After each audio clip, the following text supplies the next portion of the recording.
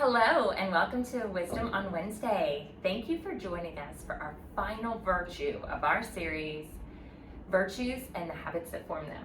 So today we are talking about temperance. And temperance is exhibiting self-control. And in our world, that's just seen as not fun. Yes. There's a very you do you and the world is your oyster type of mentality. Right. And that really isn't honoring this virtue. So would you give us a little bit more about how we can manage our behavior, manage our emotions to bring about that virtue? Well, and we want to manage our behavior and emotions for a more longer term goal than just what I want today. So Yes. A lot of it has to do with learning to delay gratification, which is good for all of us, controlling impulses, pushing through frustrations, how to manage challenges, waiting patiently for our turn. That's sometimes hard for all of us. Yes. And controlling those emotional outbursts. And I love the fact that a few weeks ago we talked about prudence, which is wise discernment. It's about reasoned thinking. So prudence is to our minds as temperance is to our gut or our emotions, those things that we want. I love that. Yes. So I think you were going to share about Dr. Sachs. Yes. So there is a quote. I love this quote that Dr. Sachs wrote in the book Collapse of Parenting. It's a great book to read. And he was talking about what are the best predictors of future success. I just want to read a line. He said, longitudinal cohort studies consistently find that self-control in childhood best predicts health, wealth, and happiness in adulthood, far better than IQ scores, grades in school, friendliness, or popularity. Well, that's really interesting. Yes. And one thing that we've talked about is that oftentimes those kids that can be challenging, right? The kids that are a little more impulsive, impatient, explosive, who are quick to take risks, they actually have strengths. Right, so they do. In the future, often it is those kids who become our entrepreneurs, our inventors. They are very adventurous, and Right. because of their willing to take risks, they can make a lot happen in their lives, but they can also land themselves in a heap of trouble, right? They sure can. And so, sometimes with kids, you can see them wanting to do other things. They don't want to do their homework. They want to write their own stories there. They want to have too much fun at a party, have too much junk food, have Yes. kind of all those things. So sometimes, as you see these kids, they can get into trouble as littler kids, and then as they grow into adulthood and adolescent, you can see them just not making very wise choices. Exactly. So it's important to rein that in. It's important to say, we understand your strengths, and we want to kind of foster some of those, that wild side, but we also want to really rein in their self-control. So what are some tips and ways to be able to teach that self-control in all of our children, and specifically also those who might have a little more trouble with that? And I love how you talked about that, because we don't want to take away that wild Right. side, right? But we also want to train our kids so they don't make choices that short circuit who God wants them to be, That's that put right. them on a path off of what is best for them. Because it's really a long term, we need Right. to have a long view here. Exactly.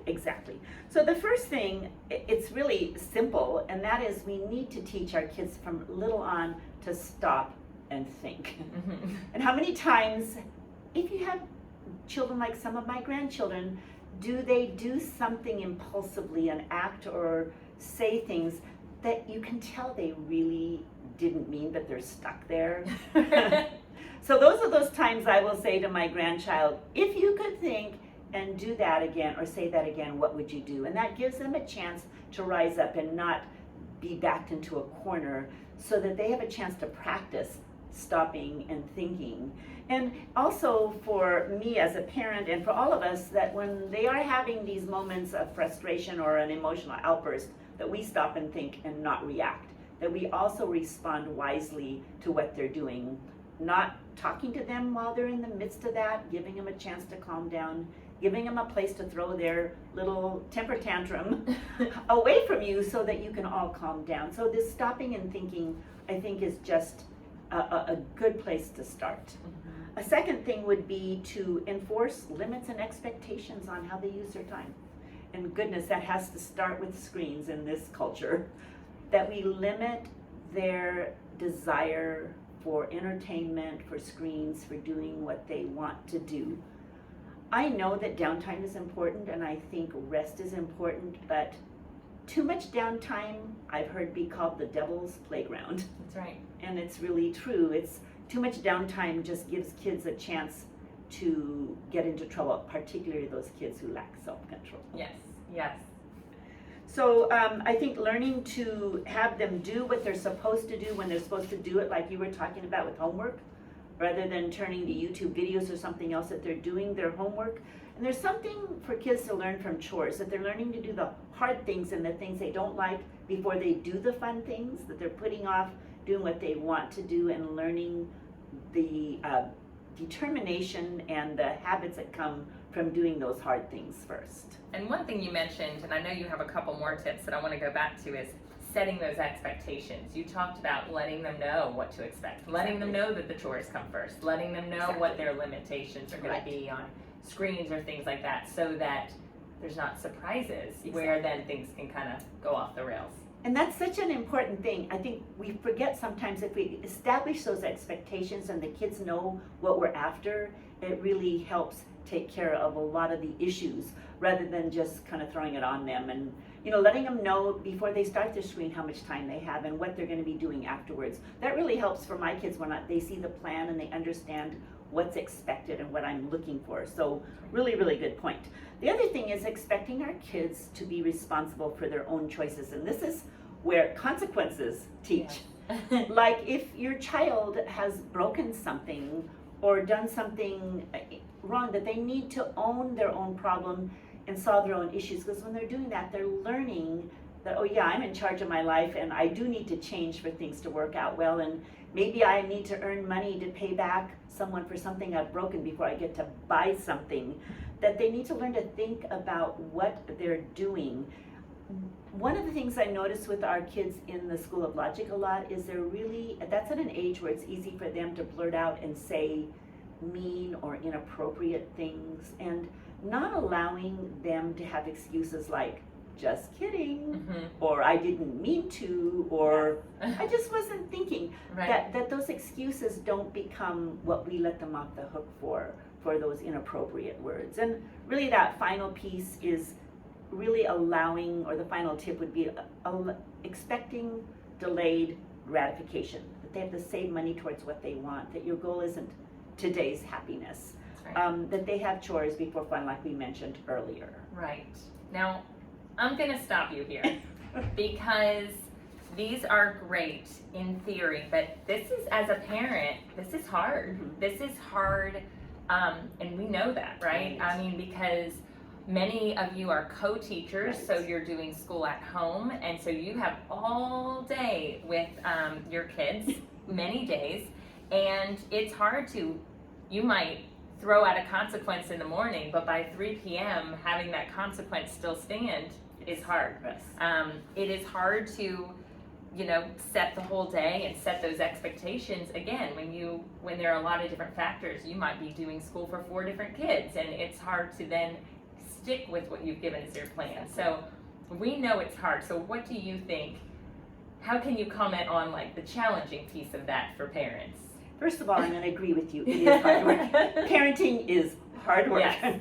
And but it really pays off. If you could be consistent in these expectations and in allowing your kids to own the consequences for their choices when they're little, that consistency is going to pay off with a whole lot of benefits for you down the road.